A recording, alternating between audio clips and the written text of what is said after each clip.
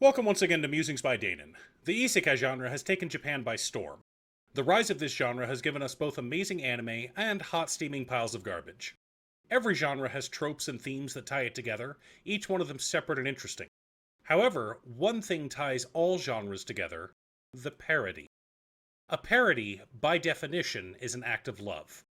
You can make fun of something without loving it, but true parody requires both an in-depth understanding and a love for the thing that you're making fun of. Without love, it's just mean. Natsume Akutsuki, the author for Konosuba, loves the isekai genre, and you can see that in his writing. Mel Brooks loves film, and his movies wouldn't work without that genuine love. So let's take a look at common tropes in isekai. Someone, usually a teenage boy, gets killed by a truck, wakes up in a fantasy world with new fantastic powers. A goddess explains that he's been reincarnated, and he is now the world's hero. He works with the princess and forms a team of powerful people. Usually there's a healer, often a role filled by the princess, a mage, a rogue, and a fighter of some kind. They work together to defeat the evil demon lord. Maybe he goes back to his world, maybe he stays and marries the princess. But it's all very familiar to people who grew up playing classic JRPGs like Dragon Quest. Which brings me to the subject of today's video: Goodbye, I'm Being Reincarnated, by Saito Kenji and Parabara. Saito was most famous for being the writer of Trinity 7, while Parabara, like many manga artists, got their start in adult doujins. Our story begins with a legend from a faraway world called Fatulia, a land with swords, magic, and monsters. Throughout history, people from Earth have arrived and taken up the mantle of hero, leading a stalwart band of adventurers to defeat the Demon King. And once the Demon King has been defeated, peace will once again return to the land. At least, that's how the story goes. Yuya Kamagasaki is a teenage boy with no anxiety whatsoever. He is a protagonist in his own story, and he knows it. His rampant curiosity causes him to open unlocked doors, leading to some very spicy situations with his childhood friend, Konami Tenkoji. While eating breakfast, a well-deserved slap mark on his face, Yuya notes how many earthquakes there have been recently. We get a good feel of these two through their interactions on the way to school. Both of them live alone, pretty standard for manga. And as childhood friends, they take care of each other, ensuring that the other makes it to school on time and eats. Yuya even has the luck to see a gorgeous woman that morning. She does say something rather strange and ominous, but he doesn't think too deeply about it. That night, after Konami goes to sleep, he decides to take a bath before turning in. Suddenly, a brilliant light shines in his room, a mystical circle appears on the floor, and a beautiful girl suddenly appears.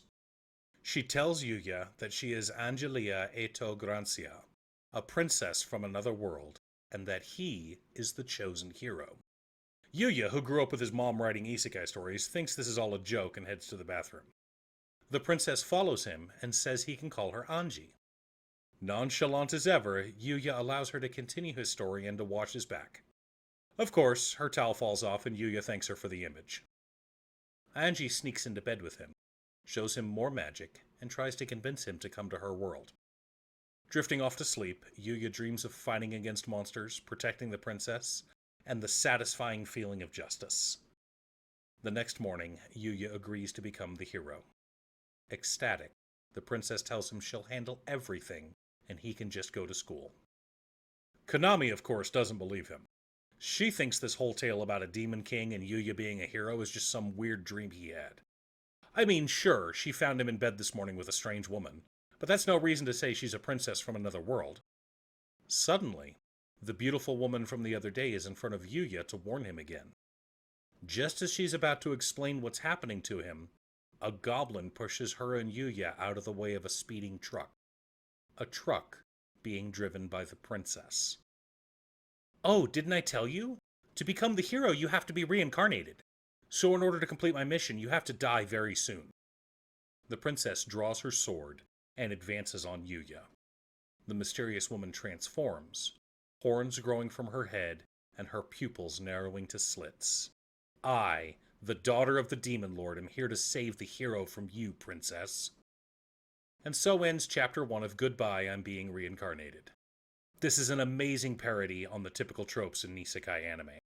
Of course, the princess wants the hero to come to her world, but in order to do that, he needs to die first. After his death, he will become an unstoppable killing machine that will wipe out the demons, so the demons don't want that to happen either. Therefore, we get an adorable tale about a boy caught between two warring factions. The side of humanity, normally on the side of light and justice, trying to murder him, and the demons trying to keep him alive. There are a host of other characters that appear throughout the series, and the jokes don't stop, no matter how serious the situation becomes. I love everything about this series. Additionally, there are only 4 volumes of the manga, and it's completely translated. The only downside is that there are no physical copies available, only digital. You can pick up all 4 volumes over on Bookwalker. Link in the description below. If you're wanting something with some good ecchi, great comedy, and an awesome storyline, you should pick up a copy of Goodbye, I'm Being Reincarnated today. Thanks for tuning in. Once again, a huge shout out to my editor Cute Stuff. I couldn't make these videos without her.